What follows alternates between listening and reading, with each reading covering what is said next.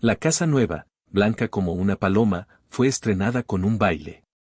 Úrsula había concebido aquella idea desde la tarde en que vio a Rebeca y Amaranta convertidas en adolescentes, y casi puede decirse que el principal motivo de la construcción fue el deseo de procurar a las muchachas un lugar digno donde recibir las visitas. Para que nada restara esplendor a ese propósito, trabajó como a un galeote mientras se ejecutaban las reformas, de modo que antes de que estuvieran terminadas había encargado costosas menesteres para la decoración y el servicio, y el invento maravilloso que había de suscitar el asombro del pueblo y el júbilo de la juventud, la pianola. La llevaron a pedazos, empacada en varios cajones que fueron descargados junto con los muebles vieneses, la cristalería de Bohemia, la vajilla de la Compañía de las Indias, los manteles de Holanda y una rica variedad de lámparas y palmatorias, y floreros, paramentos y tapices. La casa importadora envió por su cuenta un experto italiana, Pietro Crespi, para que armara y afinara la pianola, instruyera a los compradores en su manejo y las enseñara a bailar la música de moda impresa en 6 rollos de papel. Pietro Crespi era joven y rubio, el hombre más hermoso y mejor educada que se había visto en Macondo, tan escrupuloso en el vestir que a pesar del calor sofocante trabajaba con la almilla brocada y el grueso saca de paño oscuro. Empapado en sudar, guardando una distancia reverente con los dueños de la casa, estuvo varias semanas encerrado en la sala, con una consagración similar a la de Aureliano en su taller de orfebre. Una mañana, sin abrir la puerta, sin convocar a ningún testigo del milagro, colocó el primer rollo en la pianola, y el martilleo atormentador y el estrépito constante de los listones de madera cesaron en un silencio de asombro ante el orden y la limpieza de la música. Todos se precipitaron a la sala. José Arcadio Buendía pareció fulminado no por la belleza de la melodía, sino para el tecleo autónomo de la pianola, e instaló en la sala la cámara de Melquíades con la esperanza de obtener el daguerrotipo del ejecutante invisible. Ese día el italiano almorzó con ellos. Rebeca y Amaranta, sirviendo la mesa, se intimidaron con la fluidez con que manejaba los cubiertos aquel hombre angélico de manos pálidas y sin anillos. En la sala de estar, contigua a la sala de visita, Pietro Crespi las enseñó a bailar. Les indicaba los pasos sin tocarlas, marcando el compás con un metrónomo, bajo la amable vigilancia de Úrsula, que no abandonó la sala un solo instante mientras sus hijas recibían las lecciones. Pietro Crespi llevaba en esos días unos pantalones especiales, muy flexibles y ajustados, y unas zapatillas de baile. No tienes por qué preocuparte tanto, le decía José Arcadio Buendía a su mujer. Este hombre es marica. Pero ella no desistió de la vigilancia mientras no terminó el aprendizaje y el italiano se marchó de Macondo. Entonces empezó la organización de la fiesta.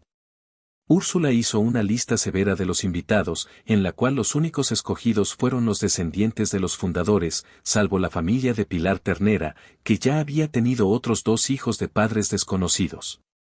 Era en realidad una selección de clase, solo que determinada por sentimientos de amistad, pues los favorecidos no solo eran los más antiguos allegados a la casa de José Arcadio Buendía desde antes de emprender el éxodo que culminó con la fundación de Macondo, sino que sus hijos y nietos eran los compañeros habituales de Aureliano y Arcadio desde la infancia, y sus hijas eran las únicas que visitaban la casa para bordar con Rebeca y Amaranta. Don Apolinar Moscote, el gobernante benévolo cuya actuación se reducía a sostener con sus escasos recursos a 2 policías armados con bolillos de palo, era una autoridad ornamental. Para sobrellevar los gastos domésticos, sus hijas abrieron un taller de costura, donde lo mismo hacían flores de fieltro que bocadillos de guayaba y esquelas de amor por encargo. Pero a pesar de ser recatadas y serviciales, las más bellas del pueblo y las más diestras en los bailes nuevos, no consiguieron que se les tomara en cuenta para la fiesta.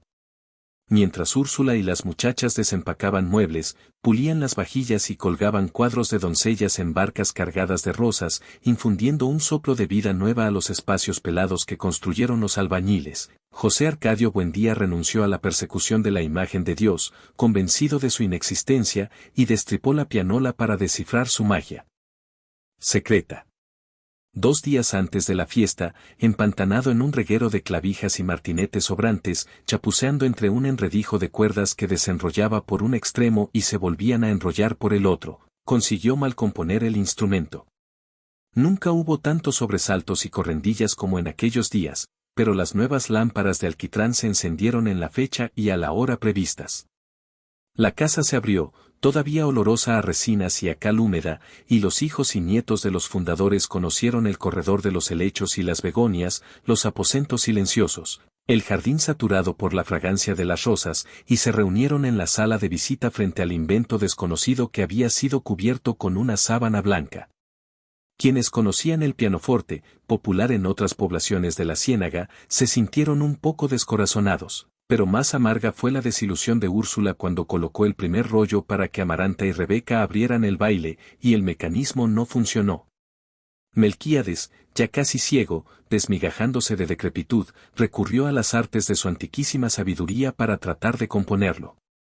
Al fin José Arcadio Buendía logró mover por equivocación un dispositivo atascado, y la música salió primero a borbotones, y luego en un manantial de notas enrevesadas. Golpeando contra las cuerdas puestas sin orden ni concierto y templadas con temeridad, los martinetes se desquiciaron. Pero los porfiados descendientes de los 21 intrépidos que desentrañaron la sierra buscando el mar por el occidente, eludieron los escollos del trastrueque melódico, y el baile se prolongó hasta el amanecer. Pietro Crespi volvió a componer la pianola. Rebeca y Amaranta lo ayudaron a ordenar las cuerdas y lo secundaron en sus risas por lo enrevesado de los valses. Era en extremo afectuoso, y de índole tan honrada, que Úrsula renunció a la vigilancia. La víspera de su viaje se improvisó con la pianola restaurada un baile para despedirlo, y él hizo con Rebeca una demostración virtuosa de las danzas modernas. Arcadio y Amaranta los igualaron en gracia y destreza. Pero la exhibición fue interrumpida porque Pilar Ternera, que estaba en la puerta con los curiosos, se peleó a mordiscos y tirones de pelo con una mujer que se atrevió a comentar que el joven Arcadio tenía nalgas de mujer.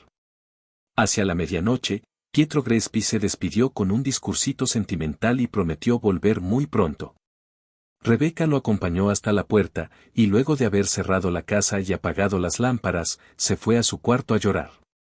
Fue un llanto inconsolable que se prolongó por varios días y cuya causa no conoció ni siquiera Amaranta. No era extraño su hermetismo. Aunque parecía expansiva y cordial, tenía un carácter solitario y un corazón impenetrable. Era una adolescente espléndida, de huesos largos y firmes, pero se empecinaba en seguir usando el mecedorcito de madera con que llegó a la casa, muchas veces reforzado y ya desprovisto de brazos. Nadie había descubierto que aún a esa edad, conservaba el hábito de chuparse el dedo. Por eso no perdía ocasión de encerrarse en el baño, y había adquirido la costumbre de dormir con la cara vuelta contra la pared. En las tardes de lluvia, bordando con un grupo de amigas en el corredor de las begonias, perdía el hilo de la conversación y una lágrima de nostalgia le salaba el paladar cuando veía las vetas de tierra húmeda y los montículos de barro construidos por las lombrices en el jardín. Esos gustos secretos, derrotados en otro tiempo por las naranjas con ruibarbo, estallaron en un anhelo irreprimible cuando empezó a llorar. Volvió a comer tierra. La primera vez lo hizo casi por curiosidad, segura de que el mal sabor sería el mejor remedio contra la tentación. Y en efecto no pudo soportar la tierra en la boca. Pero insistió, vencida por el ansia creciente, y poco a poco fue rescatando el apetito ancestral, el gusto de los minerales primarios, la satisfacción sin resquicios del alimento original. Se echaba puñados de tierra en los bolsillos, y los comía a granito sin ser vista, con un confuso sentimiento de dicha y de rabia, mientras adiestraba a sus amigas en las puntadas más difíciles y conversaba de otros hombres que no merecían el sacrificio de que se comiera por ellos la cal de las paredes. Los puñados de tierra hacían menos remoto y más cierto al único hombre que merecía aquella degradación, como si el suelo que él pisaba con sus finas botas de charol en otro lugar del mundo, le transmitiera a ella el peso y la temperatura de su sangre en un sabor mineral que dejaba un rescoldo áspero en la boca y un sedimento de paz en el corazón. Una tarde, sin ningún motivo, Amparo Moscote pidió permiso para conocer la casa. Amaranta y Rebeca, desconcertadas por la visita imprevista, la atendieron con un formalismo duro. Le mostraron la mansión reformada, le hicieron oír los rollos de la pianola y le ofrecieron naranjada con galletitas. Amparo dio una lección de dignidad, de encanto personal, de buenas maneras, que impresionó a Úrsula en los breves instantes en que asistió a la visita. Al cabo de 2 horas, cuando la conversación empezaba a languidecer, Amparo aprovechó un descuido de Amaranta y le entregó una carta a Rebeca. Ella alcanzó a ver el nombre de la muy distinguida señorita doña Rebeca Buendía, escrito con la misma letra metódica, la misma tinta verde y la misma disposición preciosista de las palabras con que estaban escritas las instrucciones de manejo de la pianola, y dobló la carta con la punta de los dedos y se la escondió en el corpiño mirando a Amparo Moscote con una expresión de gratitud sin término ni condiciones y una callada promesa de complicidad hasta la muerte. La repentina amistad de Amparo Moscote y Rebeca Buendía despertó las esperanzas de Aureliano. El recuerdo de la pequeña Remedios no había dejado de torturaría, pero no encontraba la ocasión de verla.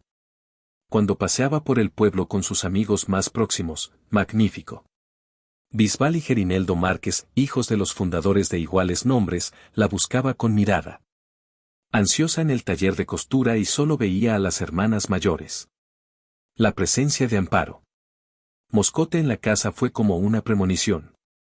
Tiene que venir con ella, se decía Aureliano en voz baja. Tiene que venir. Tantas veces se lo repitió, y con tanta convicción, que una tarde en que armaba en el taller un pescadito de oro, tuvo la certidumbre de que ella había respondido a su llamado.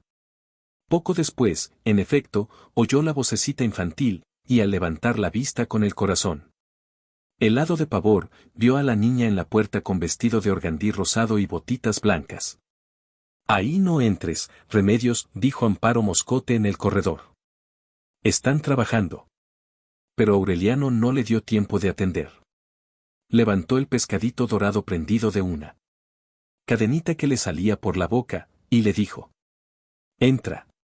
Remedios se aproximó e hizo sobre el pescadito algunas preguntas que Aureliano no pudo contestar porque se lo impedía un asma repentina. Quería quedarse para siempre, junto a ese cutis de lirio, junto a esos ojos de esmeralda, muy cerca de esa voz que a cada pregunta le decía Señor, con el mismo respeto con que se lo decía a su padre. Melquíades estaba en el rincón, sentado al escritorio, garabateando signos indescifrables. Aureliano lo odió. No pudo hacer nada, salvo decirle a Remedios que le iba a regalar el pescadito, y la niña se asustó tanto con él ofrecimiento que abandonó a toda prisa el taller. Aquella tarde perdió Aureliano la recóndita paciencia con que había esperado la ocasión de verla, descuidó el trabajo. La llamó muchas veces, en desesperados esfuerzos de concentración, pero Remedios no respondió. La buscó en él taller de sus hermanas, en los visillos de su casa, en la oficina de su padre, pero solamente la encontró en la imagen que saturaba su propia y terrible soledad. Pasaba horas enteras con Rebeca en la sala de visita escuchando los valses de la pianola. Ella los escuchaba porque era la música con que Pietro Crespi la había enseñado a bailar. Aureliano los escuchaba simplemente porque todo, hasta la música, le recordaba a Remedios. La casa se llenó de amor. Aureliano lo expresó en versos que no tenían principio ni fin. Los escribía en los ásperos pergaminos que le regalaba Melquíades, en las paredes del baño, en la piel de sus brazos, y en todos aparecía Remedios transfigurada, Remedios en el aire soporífero de las 2 de la tarde, Remedios 8 en la callada respiración de las rosas, Remedios en la clepsidra secreta de las polillas, Remedios en el vapor del pan al amanecer, Remedios en todas partes y Remedios para siempre. Rebeca esperaba el amor a las 4 de la tarde bordando junto a la ventana. Sabía que la mula del correo no llegaba sino cada 15 días, pero ella la esperaba. Siempre, convencida de que iba a llegar un día cualquiera por equivocación. Sucedió todo lo contrario. Una vez la mula no llegó en la fecha prevista. Loca de desesperación, Rebeca se levantó a medianoche y comió puñados de tierra en el jardín, con una avidez suicida, llorando de dolor y de furia, masticando lombrices tiernas y astillándose las muelas con huesos de caracoles. Vomitó hasta el amanecer. Se hundió en un estado de postración febril, perdió la conciencia, y su corazón se abrió en un delirio sin pudor. Úrsula, escandalizada, forzó la cerradura del baúl y encontró en el fondo, atadas con cintas color de rosa, las 16 cartas perfumadas y los esqueletos de hojas y pétalos conservados en libros antiguos y las mariposas disecadas que al tocarlas se convirtieron en polvo. Aureliano fue el único capaz de comprender tanta desolación. Esa tarde, mientras Úrsula trataba de rescatar a Rebeca del manglar del delirio, él fue con Magnífico Bisbal y Gerineldo Márquez a la tienda de Catarino. El establecimiento había sido ensanchado con una galería de cuartos de madera donde vivían mujeres solas olorosas a flores muertas. Un conjunto de acordeón y tambores ejecutaba las canciones de Francisco el Hombre, que desde hacía varios años había desaparecido de Macondo. Los tres amigos bebieron guarapo fermentado.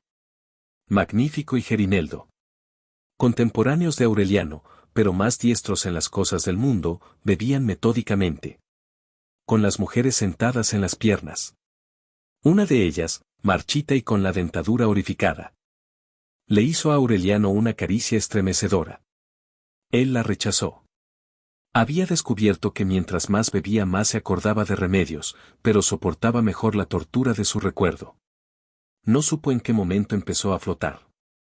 Vio a sus amigos y a las mujeres navegando en una reverberación radiante, sin peso ni volumen, diciendo palabras que no salían de sus labios y haciendo señales misteriosas que no correspondían a sus gestos. Catarino le puso una mano en la espalda y le dijo, «Van a ser las 11». Aureliano volvió la cabeza, vio el enorme rostro desfigurado con una flor de fieltro en la oreja, y entonces perdió la memoria, como en los tiempos del olvido, y la volvió a recobrar en una madrugada ajena y en un cuarto que le era completamente extraño, donde estaba Pilar Ternera en combinación, descalza, desgreñada, alumbrándolo con una lámpara y pasmada de incredulidad. Aureliano. Aureliano se afirmó en los pies y levantó la cabeza. Ignoraba cómo había llegado hasta allí, pero sabía cuál era el propósito, porque lo llevaba escondido desde la infancia en un estanco inviolable del corazón. «Vengo a dormir con usted», dijo. Tenía la ropa embadurnada de fango y de vómito. Pilar Ternera, que entonces vivía solamente con sus 2 hijos menores, no le hizo ninguna pregunta. Lo llevó a la cama. Le limpió la cara con un estropajo húmedo, le quitó la ropa, y luego se desnudó por completo y bajó el mosquitero para que no la vieran sus hijos si despertaban. Se había cansado de esperar al hombre que se quedó, a los hombres que se fueron, a los incontables hombres que erraron el camino de su casa confundidos por la incertidumbre de las barajas. En la espera se le había agrietado la piel, se le habían vaciado los senos, se le había apagado el rescoldo del corazón. Buscó a Aureliano en la oscuridad, le puso la mano en el vientre y lo besó en el cuello con una ternura maternal. «Mi pobre niñito», murmuró. Aureliano se estremeció. Con una destreza reposada, sin el menor tropiezo, dejó atrás los acantilados del dolor y encontró a Remedios convertida en un pantano sin horizontes, olorosa a animal crudo y a ropa recién planchada. Cuando salió a flote estaba llorando. Primero fueron unos sollozos involuntarios y entrecortados. Después se vació en un manantial desatado, sintiendo que algo tumefacto y doloroso se había reventado en su interior. Ella esperó, rascándole la cabeza con la yema de los dedos, hasta que su cuerpo se desocupó de la materia oscura que no lo dejaba vivir. Entonces Pilar Ternera le preguntó, «¿Quién es?». Y Aureliano se lo dijo. Ella soltó la risa que en otro tiempo espantaba a las palomas y que ahora ni siquiera despertaba a los niños. «Tendrás que acabar de criaría», se burló.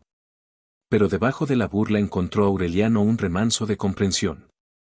Cuando abandonó el cuarto, dejando allí no solo la incertidumbre de su virilidad sino también el peso amargo que durante tantos meses soportó en el corazón, Pilar Ternera le había hecho una promesa espontánea.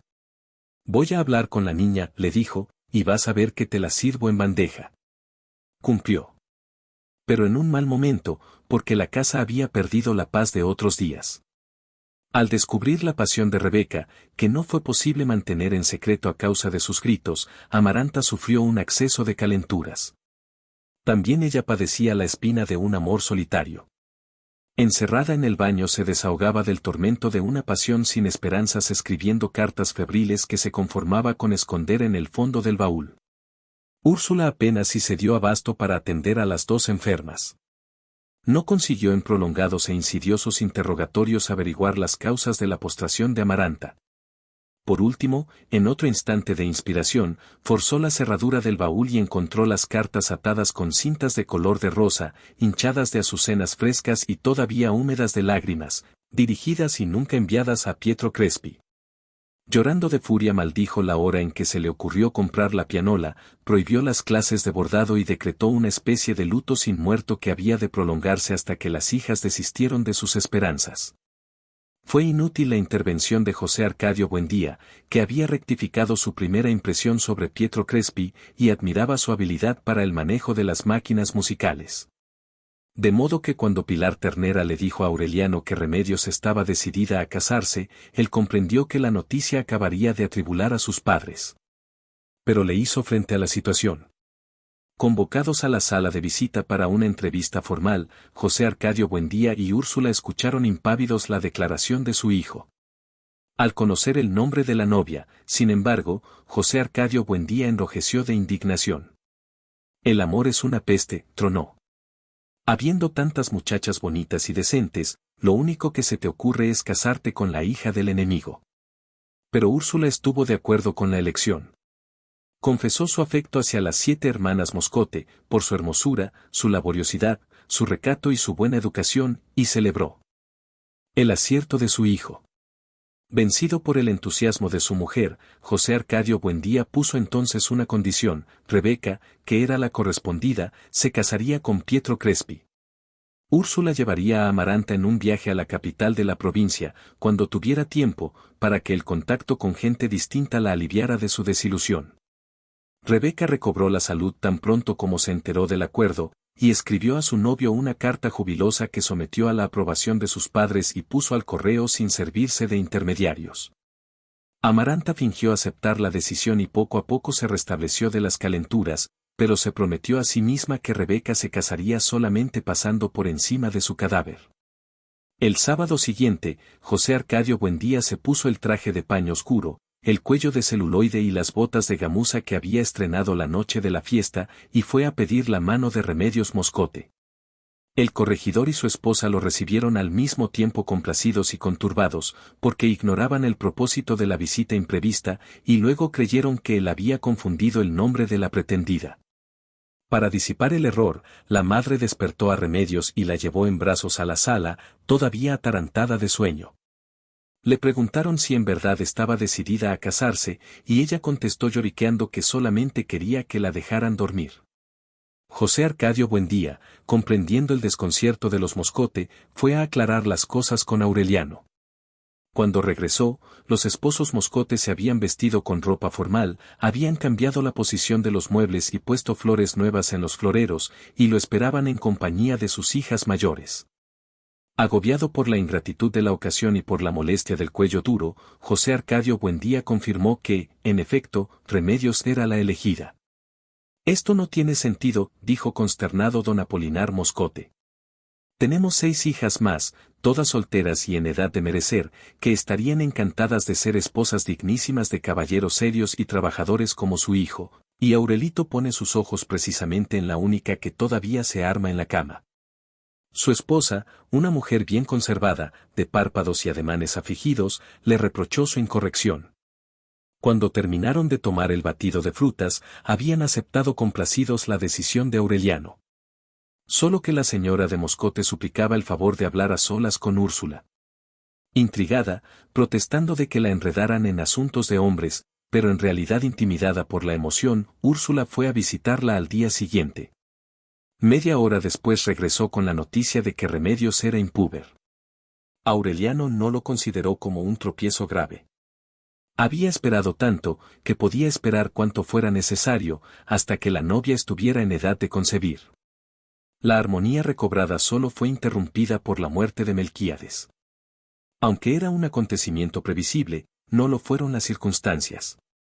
Pocos meses después de su regreso se había operado en él un proceso de envejecimiento tan apresurado y crítico, que pronto se le tuvo por uno de esos bisabuelos inútiles que deambulan como sombras por los dormitorios, arrastrando los pies, recordando mejores tiempos en voz alta, y de quienes nadie se ocupa ni se acuerda en realidad hasta el día en que amanecen muertos en la cama. Al principio, José Arcadio Buendía lo secundaba en sus tareas, entusiasmado con la novedad de la daguerrotipia y las predicciones de Nostradamus. Pero poco a poco lo fue abandonando a su soledad, porque cada vez se les hacía más difícil la comunicación. Estaba perdiendo la vista y el oído, parecía confundir a los interlocutores con personas que conoció en épocas remotas de la humanidad, y contestaba a las preguntas con un intrincado batiburrillo de idiomas. Caminaba tanteando el aire, aunque se movía por entre las cosas con una fluidez inexplicable, como si estuviera dotado de un instinto de orientación fundado en presentimientos inmediatos. Un día olvidó ponerse la dentadura postiza, que dejaba de noche en un vaso de agua junto a la cama, y no se la volvió a poner. Cuando Úrsula dispuso la ampliación de la casa, le hizo construir un cuarto especial contiguo al taller de Aureliano, lejos de los ruidos y el trajín domésticos, con una ventana inundada de luz y un estante donde ella misma ordenó los libros casi deshechos por el polvo y las polillas, los quebradizos papeles apretados de signos indescifrables y el vaso con la dentadura postiza donde habían prendido unas plantitas acuáticas de minúsculas flores amarillas. El nuevo lugar pareció agradar a Melquíades, porque no volvió a vérsele ni siquiera en el comedor. Solo iba al taller de Aureliano, donde pasaba horas y horas garabateando su literatura enigmática en los pergaminos que llevó consigo y que parecían fabricados en una materia árida que se resquebrajaba como hojaldres. Allí tomaba los alimentos que Visitación le llevaba 2 veces al día, aunque en los últimos tiempos perdió el apetito y solo se alimentaba de legumbres. Pronto adquirió el aspecto de desamparo propio de los vegetarianos. La piel se le cubrió de un musgo tierno, semejante al que prosperaba en el chaleco anacrónico que no se quitó jamás, y su respiración exhaló un tufo de animal dormido. Aureliano terminó por olvidarse de él, absorto en la redacción de sus versos, pero en cierta ocasión creyó entender algo de lo que decía en sus bordoneantes monólogos, y le prestó atención. En realidad, lo único que pudo aislar en las parrafadas pedregosas fue el insistente martilleo de la palabra equinoccio, equinoccio, equinoccio, y el nombre de Alexander von Humboldt. Arcadio se aproximó un poco más a él cuando empezó a ayudar a Aureliano en la platería. Melquíades correspondió a aquel esfuerzo de comunicación soltando a veces frases en castellano que tenían muy poco que ver con la realidad. Una tarde, sin embargo, pareció iluminado por una emoción repentina. Años después, frente al pelotón de fusilamiento, Arcadio había de acordarse del temblor con que Melquíades le hizo escuchar varias páginas de su escritura impenetrable, que por supuesto no entendió, pero que al ser leídas en voz alta parecían encíclicas cantadas. Luego sonrió por primera vez en mucho tiempo y dijo en castellano: «Cuando me muera, quemen mercurio durante 3 días en mi cuarto». Arcadio se lo cantó a José Arcadio Buendía, y éste trató de obtener una información más explícita, pero solo consiguió una respuesta: «He alcanzado la inmortalidad». Cuando la respiración de Melquíades empezó a oler, Arcadio lo llevó a bañarse al río los jueves en la mañana. Pareció mejorar. Se desnudaba y se metía en el agua junto con los muchachos, y su misterioso sentido de orientación le permitía eludir los sitios profundos y peligrosos. «Somos del agua», dijo en cierta ocasión. Así pasó mucho tiempo sin que nadie lo viera en la casa, salvo la noche en que hizo un conmovedor esfuerzo por componer la pianola, y cuando iba al río con Arcadio llevando bajo el brazo la totuma y la bola de jabón decoroso envueltas en una toalla. Un jueves, antes de que lo llamaran para ir al río, Aureliano le oyó decir: «He muerto de fiebre en los médanos de Singapur». Ese día se metió en el agua para un mal camino y no lo encontraron hasta la mañana siguiente, varios kilómetros más abajo, varado en un recodo luminoso y con un gallinazo solitario parado en el vientre. Contra las escandalizadas protestas de Úrsula, que lo lloró con más dolor que a su propio padre, José Arcadio Buendía se opuso a que lo enterraran. «Es inmortal», dijo, y él mismo reveló la fórmula de la resurrección. Revivió el olvidado Atanor y puso a hervir un caldero de mercurio junto al cadáver que poco a poco se iba llenando de burbujas azules. Don Apolinar Moscote se atrevió a recordarle que un ahogado insepulto era un peligro para la salud pública. «Nada de eso, puesto que está vivo», fue la réplica de José Arcadio Buendía, que completó las 72 horas de saumerios mercuriales cuando ya el cadáver empezaba a reventarse en una floración lívida, cuyos silbidos tenues impregnaron la casa de un vapor pestilente. Solo entonces permitió que lo enterraran, pero no de cualquier modo, sino con los honores reservados al más grande benefactor de Macondo. Fue el primer entierro y el más concurrido que se vio en el pueblo, superado apenas un siglo después por el carnaval funerario de la Mamá Grande. Lo sepultaran en una tumba erigida en el centro del terreno que destinaron para el cementerio, con una lápida donde quedó escrito lo único que se supo de él, Melquíades. Le hicieron sus 9 noches de velorio. En el tumulto que se reunía en el patio a tomar café, contar chistes y jugar barajas, Amaranta encontró una ocasión de confesarle su amor a Pietro Crespi, que pocas semanas antes había formalizado su compromiso con Rebeca y estaba instalando un almacén de instrumentos músicos y juguetes de cuerda, en el mismo sector donde vegetaban los árabes que en otro tiempo cambiaban baratijas por guacamayas y que la gente conocía como la calle de los turcos. El italiano, cuya cabeza cubierta de rizos charoladas suscitaba en las mujeres una irreprimible necesidad de suspirar, trató a Amaranta como una chiquilla caprichosa a quien no valía la pena tomar demasiado en cuenta. «Tengo un hermano menor», le dijo. «Va a venir a ayudarme en la tienda». Amaranta se sintió humillada y le dijo a Pietro Crespi con un rencor virulenta que estaba dispuesta a impedir la boda a su hermana aunque tuviera que atravesar en la puerta su propio cadáver.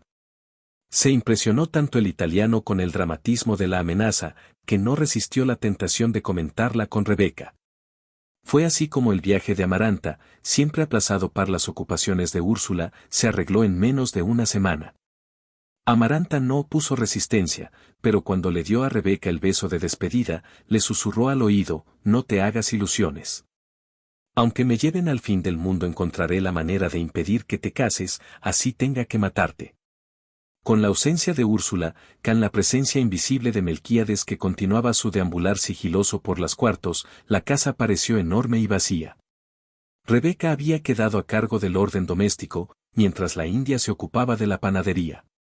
Al anochecer, cuando llegaba Pietro Crespi precedido de un fresco hálito de espliego y llevando siempre un juguete de regalo, su novia le recibía la visita en la sala principal con puertas y ventanas abiertas para estar a salvo de toda suspicacia.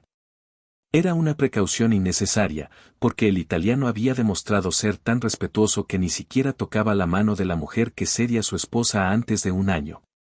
Aquellas visitas fueron llenando la casa de juguetes prodigiosos.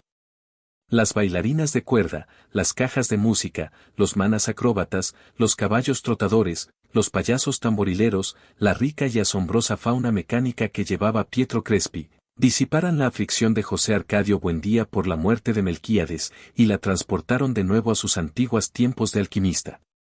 Vivía entonces en un paraíso de animales destripados, de mecanismos deshechos, tratando de perfeccionarías con un sistema de movimiento continuo fundado en los principios del péndulo.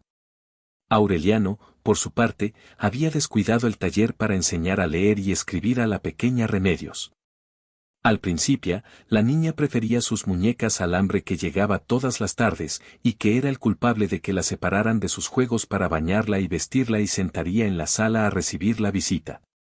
Pero la paciencia y la devoción de Aureliano terminaron por seducirla, hasta el punto de que pasaba muchas horas con él estudiando el sentido de las letras y dibujando en un cuaderno con lápices de colores casitas con vacas en los corrales y sales redondos con rayas amarillas que se ocultaban detrás de las lomas.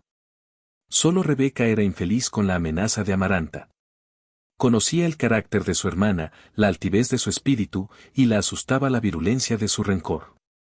Pasaba horas enteras chupándose el dedo en el baño, aferrándose a un agotador esfuerzo de voluntad para no comer tierra. En busca de un alivio a la zozobra llamó a Pilar Ternera para que le leyera el porvenir. Después de un sartal de imprecisiones convencionales, Pilar Ternera pronosticó: «No serás feliz mientras tus padres permanezcan insepultos». Rebeca se estremeció. Cama en el recuerdo de un sueño se vio a sí misma entrando a la casa, muy niña, con el baúl y el mecedorcito de madera y un talego cuyo contenido no conoció jamás. Se acordó de un caballero calvo, vestido de lino y con el cuello de la camisa cerrado con un botón de aro, que nada tenía que ver con el rey de capas. Se acordó de una mujer muy joven y muy bella, de manos tibias y perfumadas, que nada tenían en común con las manos reumáticas de la sota de Oroz, Y que le ponía flores en el cabello para sacarla a pasear en la tarde por un pueblo de calles verdes. No entienda, dijo. Pilar Ternera pareció desconcertada, yo tampoco, pero eso es lo que dicen las cartas.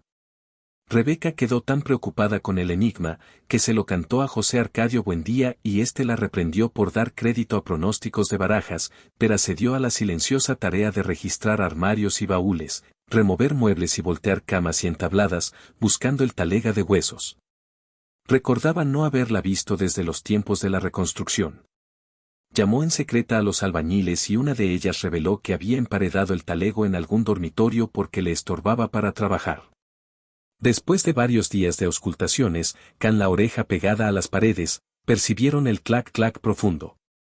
Perforaron el muro y allí estaban los huesos en el talego intacto. Ese mismo día lo sepultaron en una tumba sin lápida, improvisada junto a la de Melquíades, y José Arcadio Buendía regresó a la casa liberado de una carga que por un momento pesó tanto en su conciencia como el recuerdo de Prudencio Aguilar. Al pasar por la cocina le dio un beso en la frente a Rebeca. Quítate las malas ideas de la cabeza, le dijo. Serás feliz. La amistad de Rebeca abrió a Pilar Ternera las puertas de la casa, cerradas por Úrsula desde el nacimiento de Arcadio. Llegaba a cualquier hora del día, como un tropel de cabras, y descargaba su energía febril en los oficios más pesados. A veces entraba al taller y ayudaba a Arcadio a sensibilizar las láminas del daguerrotipo con una eficacia y una ternura que terminaron por confundirlo. Lo aturdía esa mujer. La resolana de su piel, su alar a humo, el desorden de su risa en el cuarto oscuro, perturbaban su atención y la hacían tropezar con las cosas. En cierta ocasión Aureliano estaba allí, trabajando en orfebrería, y Pilar Ternera se apoyó en la mesa para admirar su paciente laboriosidad. De pronto ocurrió. Aureliano comprobó que Arcadio estaba en el cuarto oscuro, antes de levantar la vista y encontrarse con los ojos de Pilar Ternera, cuyo pensamiento era perfectamente visible, como expuesto a la luz del mediodía. Bueno, dijo Aureliano. Dígame qué es. Pilar Ternera se mordió los labios con una sonrisa triste. Que eres bueno para la guerra, dijo. Donde pones el ojo pones el plomo.